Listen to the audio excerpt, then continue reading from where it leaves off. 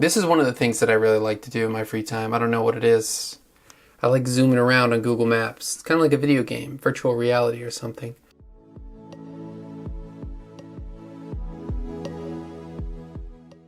Hi guys, welcome back to ULMX, Universal Language Media Exchange. Today we're talking about one of my favorite topics, geography.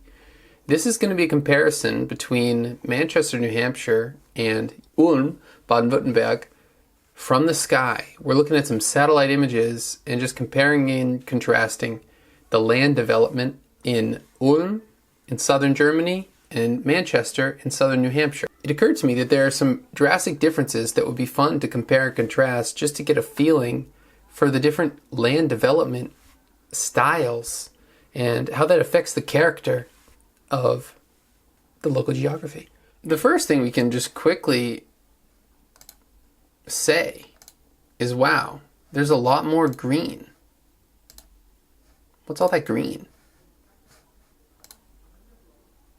Those are trees. There is a little scale there. 2 kilometers is equal to about a centimeter. If you switch, look at that. What's up with that? How the heck could there possibly be so many trees? In comparison to Ulm, there isn't that much farmland in New Hampshire. There is. It's one of the main things that we do have, but much more than farmland is trees. It takes up about 90% of the state.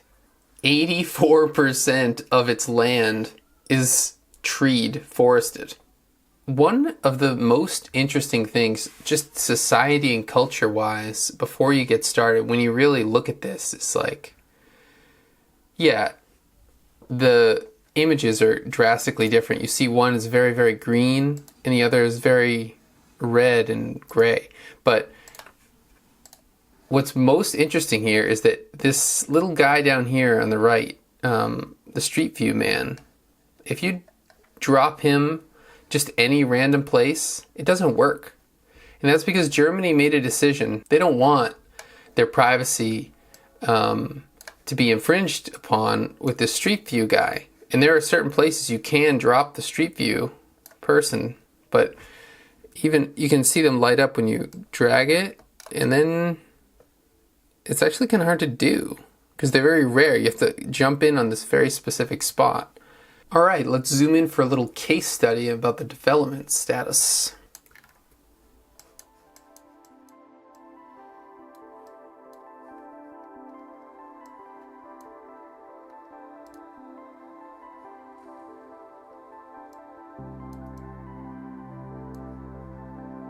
Alright, so I've set the scales of these two hills about the same, and what we can see here is a different style of development. Both of these hills happen to be some of my favorite places to ride my bike. Here in Ulm, this nice little steep path up this hill, next to what's known as Lindenhöhe, and in Salem, New Hampshire, where I grew up, not far from Manchester. Another favorite of mine, Stanwood Road, also an amazing place to ride up the hill for some really great training. You go up this long straight gradient around this curve, up onto this nice little plateau, which happens to be a development. You can see people are putting up houses up here, and they are going to be paying a hefty view tax because from the top of this hill, you can see out across the horizon all the way to Mount Monadnock, one of the most hiked mountains in the world. Where they chose to build and where the other houses are. By the way, this is a water tower. And this is a water tower or a water tank. Back in Ulm, up on this hill, you'll notice that all the houses are all real nice and organized right up next to each other, set up so as to fit a lot of people in less space and efficiently use that space. And when someone builds a new house, guess where it comes? Right here. There's the excavator right there for you. That's why it can be really quite a lot of fun to zoom around on these maps. But this is the difference. In the US, well, at least in New Hampshire, I can't speak to the US at large in this case because I do think California packs in houses. But you wouldn't feel like that's very much privacy. Actually, honestly, I would say the same thing about this. Like, don't you want some privacy, dude? Like, you have 4 windows on this wall looking right out to this house? Not too sure about that for 1.5 million.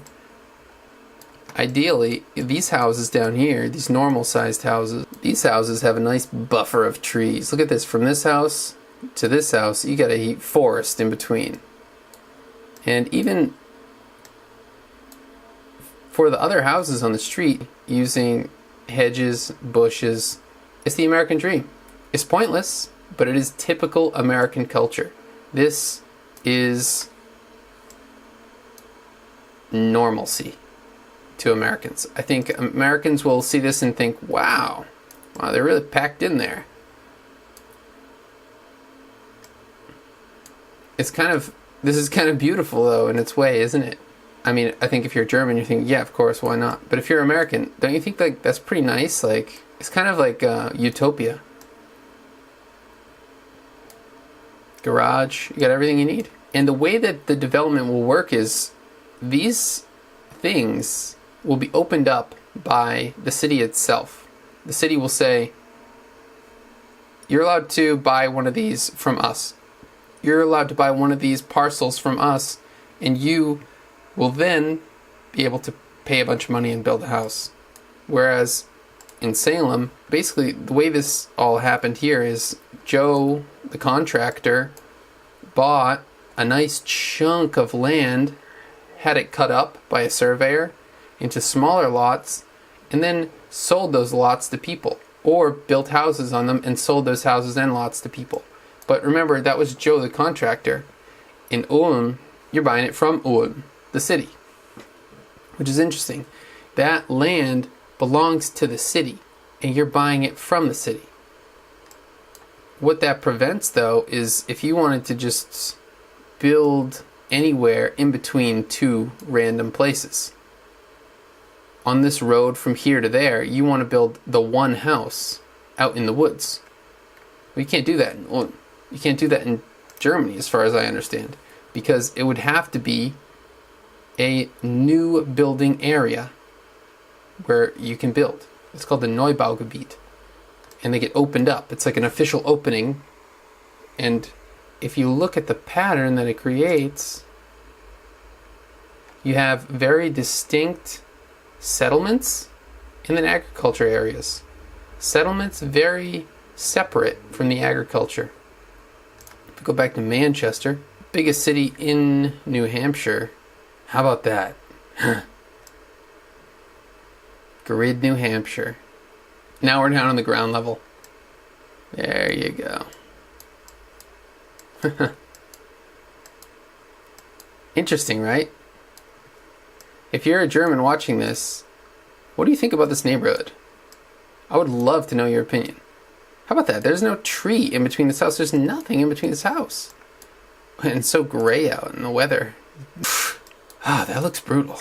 I'm not gonna lie. Ooh, fine. Oh, look at that. The weather just became magically much better across the street. You know, maybe sometimes the grass really is greener on the other side. At least in the case of this intersection, the sun is shining on the other side. Air conditioner in the window. You see that? AC unit. Very non-European. I have not seen this much at all in Europe. This is the real core of Manchester. Let's go out here to this neighborhood where there's some trees. Here we go. This is a bit of a normal neighborhood. This is what I would call a normal neighborhood. So we're far enough away from the city center now to actually have like a driveway and a yard and some space away from your neighbors. So this is downtown, hometown, Americano. Look at that. Look how much driveway there is. It's crazy. Pretty well sealed driveway too. Not bad. I think this architecture has way more character than something like this. You tell me if I'm wrong. Maybe it's because it's on a hill. Maybe it's the perfect location for a row of houses, but I think this looks so much more romantic like so much more livable than like that. What is this for a stage for your life? No offense to the person who lives here. I mean, I'm sure it's great. You have this tree. People can't see you from over here. Now you're gone. That's cozier. What do you think? Think that's cozier? I think that's cozier than that. I mean, once again, no offense to this New Hampshireite whose house I'm totally spying on through this strange technology created by Google. It's like, how many pictures of this house are on the website of Google? There's 1, 2, 3, 4. Well, actually, this one doesn't count because you're behind the tree. 5, 8. I mean, as far as I can tell, having all this space around you just makes it more space you have to cover up privacy-wise. These houses here, you don't really have to worry too much about the neighbors on the other side of you because they're just as next to you as you are next to them. So you really just need to worry about privacy from this side and from this side. Now sure, you have proximity, but still. Also, you see here in Germany, it's like solar panels everywhere. This area is called Donautal, and it's about the same size as like the main downtown city center area of Ulm. So as you can see, this is like industry center from Sims. That's what it looks like, doesn't it? Like, it looks like you created SimCity, and that's kind of what Google did with this 3D model. And as you can see, it's just like planned, it's square, it's gridded. If you look in Salem, there is maybe a tiny industrial area kind of near the highway, but nothing on that scale. Here, this is an industrial area in Salem, New Hampshire. Think about that. Some warehouses. Still trees everywhere. Like, you can't get rid of these trees if you tried. The trees are dominant. Look, they cleared some trees here. Check that out. That's a development right there. So, this is an industrial area in Salem, New Hampshire, and this is an industrial area in Ulm, Baden-Württemberg. Very interesting.